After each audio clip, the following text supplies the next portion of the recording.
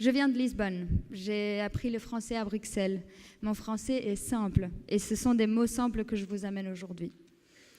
La peur est un mot simple qui traduit une émotion de base et qui souvent nous empêche d'appréhender une réalité complexe.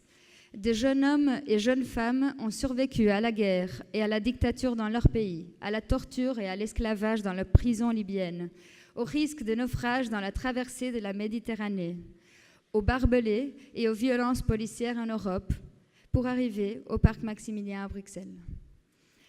À la détresse humaine, le gouvernement belge a répondu en organisant des rafles.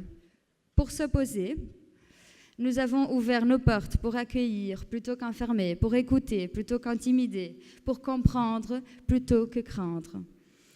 Plutôt que de sortir la tête du sable et entendre les propositions de solutions concrètes et viables soulevées par des citoyens, le gouvernement belge a décidé de réessayer le coup de la peur.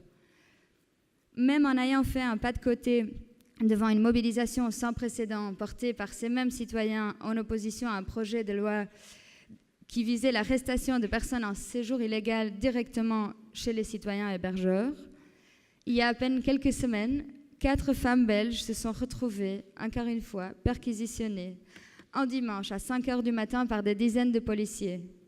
Portes fracturées, les hébergeuses mises par terre et menottées avec leurs invités. On leur a dit qu'elles avaient perdu leur liberté, qu'elles avaient perdu leurs droits.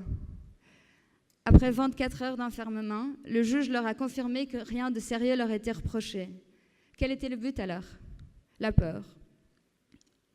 Le monde de demain dépend de notre capacité de ne pas avoir peur, de défendre des droits et des libertés qui nous étaient accordés avant même notre naissance.